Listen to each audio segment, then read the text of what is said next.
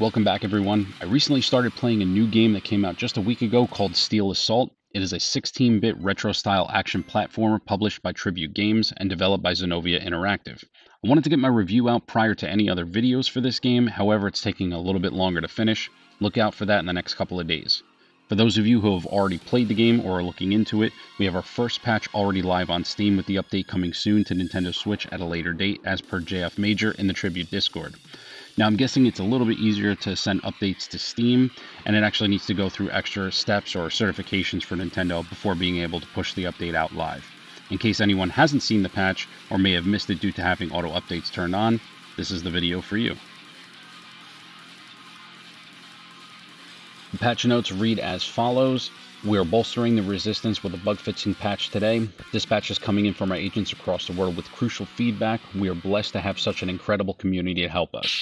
Note that we're closely evaluating core difficulty balance changes, so be on the lookout for more news. Now the actual notes below read, glitch where Magnus Pierce disappears sometimes during the final boss fight. What a coward. This actually only happened to me once, and I was just forced to restart the encounter. A visual bug where fences in Times Square sometimes turn black. For me, they actually always were, so I didn't know there was anything wrong there. A bug where Taro sometimes goes off screen when exiting the Convergence Skybridge.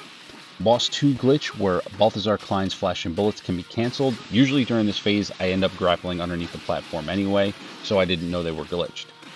Fixed a bug where Taro uses a zipline during cutscenes. Stage 3 glitch where rain sound effects would occasionally keep playing when you go inside. Fixed a bug where the shield sometimes depletes even when the player has no control, during cutscenes for example. For those of you who don't know, the gauge around Taro's portrait does in fact drain when you have the shield, even though it doesn't actually represent its strength. It still takes 2 hits regardless to take it down. The shield will eventually dissipate once the gauge is empty, which is a way to make sure you're not allowed to carry it throughout the entire level. Unless you're an actual speedrunner, then you're not going to need the shield anyway. Stage 1 mini-boss bug where he didn't take damage from being punched up close, always a good fix there. A bug in the thorium mines where the sparking cable sometimes didn't hurt you. A bug where the Scorched Centipede's tail thrust effect would have mysteriously appear in the following stage. That actually would have been something to see. A bug where expert difficulty sometimes resets the player health on stage 5. Now, for those of you unaware, on any other difficulty other than expert, each stage transition, your health refills back up to full. I guess to make it a little bit easier. This should not be happening and has been fixed. Replaced sound effects. They specifically mentioned the slide recharge, matchup card, and the white flash. That's the versus screen that pops up prior to the boss fight. There were a few placeholder sounds, mainly from Sonic the Hedgehog, that were used during development that happened to squeak through into the final game. These have now been fixed. Rebalanced Theta Hydron so that its right head is able to attack you when you're on the minigun on the right side. Obviously, a little balance change for that small portion of that fight.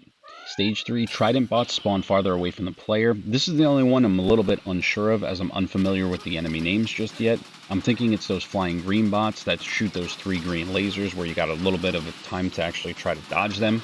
With them spawning further away, there's less of a chance of you accidentally jumping into them, which is something that happened to me. Or they end up getting so close that their shots are going to completely miss straight away, and they pose no threat to you whatsoever. All in all, a pretty decently sized update for the game 6 days after launch, as the patch was released just yesterday. Great to see support for the game after its initial release. I've got my review for the game coming in just a couple of days. I'll also be doing a boss guide, maybe a walkthrough of some sort, and eventually a long play. I would like to get an arcade run up on the channel, as it requires a 1 credit clear. To those of you who are unaware of the term, it actually means that you've got 1 single life. That's it. So if you die, you're forced to restart from the very beginning of the game. I think I'm actually going to need a little bit more practice before that.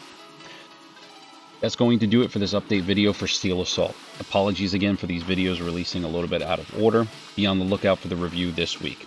I want to thank you all for watching, and we'll catch you in the next one.